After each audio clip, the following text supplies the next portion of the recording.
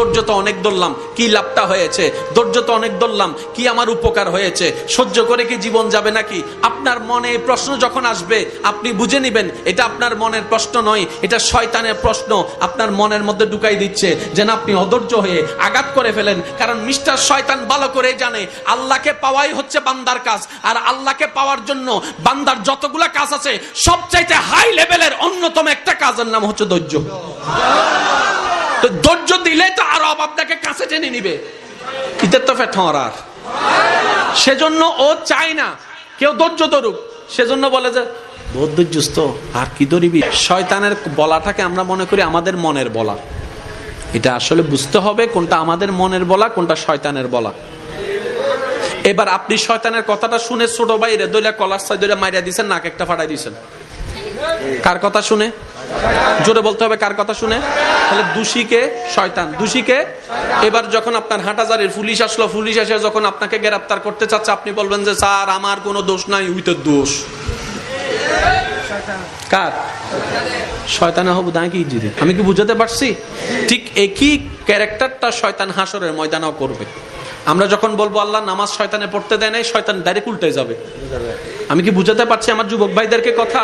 ও একটা দোষও নিবে না, ও বলবে যে আল্লাহ ও আমার কথা শুনবে কেন? তুমি না খাওয়া, ও তো তোমার কথা শোনা দরকার ছিল, আমি তো ওরে খাওয়াই না, ও আমার কথা শুনলো কেন? ডাইরেক্ট ফল্টি মারবে। তো যে ফল্টি মারবে তার দলে যাওয়ার কোনো দরকার। সেজন্য মনে রাখবেন যেখানেই আপনার বিপদ আসবে মনে রাখবেন ধৈর্য ধরার নিয়ামত আল্লাহ আপনাকে দিচ্ছে। কেন? আল্লাহ আপনাকে গুনাহ মাফ করাতে চাচ্ছে, আল্লাহ আপনাকে জান্নাত দিতে চাচ্ছে, আল্লাহ আপনাকে কাছে টানতে চাচ্ছে। মনে রাখবেন যাকে রব ভালোবাসে বেশি তাকে কষ্ট দেয় বেশি, যাকে রব ভালোবাসতে চাই বেশি মুসিবতে ফেলে বেশি। আল্লাহ তুমি ভালোবাসলে কষ্ট দাও কেন? তুমি ভালোবাসলে মুসিবত দাও কেন?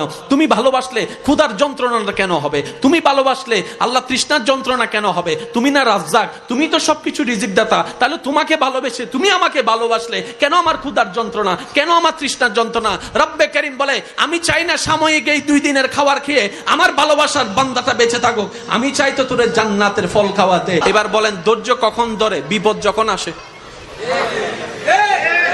ধৈর্য কখন ধরে? বিপদ কখন আসে? কষ্ট যখন আসে। কষ্টের পরেই বিপদ, বিপদের পরেই ধৈর্য। এবার আমি বলবো আপনারা শুধু আছে না নাই, আপনারা যেটা মন চাই সেটাই বলবেন।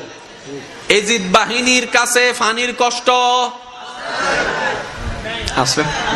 মিনাল আমওয়ালি ওয়াল আনফুসি ওয়াস সামারাত ওয়াবাশশিরিস সাবিরিন ওয়াবাশশিরিস সাবিরিন ওয়াবাশশিরিস সাবিরিন আল্লাযিনা ইযা আসাবাতুহুম মুসিবা ক্বালু ইন্না লিল্লাহি ওয়া ইন্না ইলাইহি রাজিউন। আমি রব কার সাথে আছি জানো? যারা ধৈর্য ধরে। ধৈর্য কারা ধরে জানো? যারা কষ্ট পায়। আল্লাহ কিসের কষ্ট? বলে যে পানির কষ্ট, খাবারের কষ্ট, ভয়ের কষ্ট, সম্পদ নষ্টের কষ্ট, জান নষ্টের কষ্ট। এই কষ্ট পাওয়ার পরও আল্লাহ আমি কিভাবে বুঝবো তুমি কার সাথে আছো? বলে যে যাদের ভিতরে দেখবা হাজার কষ্ট আসার পরে আমি আল্লাহর প্রতি কোনো আপত্তি জানা নাই, আফসোস জানা নাই, বিরক্তি দেখায় নাই, কষ্ট দেখায় নাই, প্রতিবারেই বলেছে আলহামদুলিল্লাহ আল্লাহ তুমি যা করে খুশি, আমরা সেটা পেয়ে খুশি। বলেন না সুবহানাল্লাহ। রব চায় বান্দা কিছু একটা কর, অল্প করে হইলেও কর, আমার জন্য কর। বুঝে বুঝে বলেন না সুবহানাল্লাহ। বান্দা কিছু একটা কর, অল্প করে হলেও কর, আমাকে খুশি করার জন্য কর।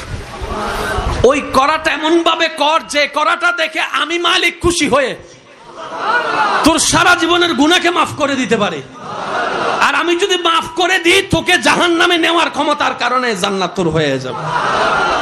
ওয়াকিয়া সবারই জানা, মুসা নবীর একজন পাপী উম্মত মরণের আগে শুধু কুকুরকে পানি খাওয়াইছে।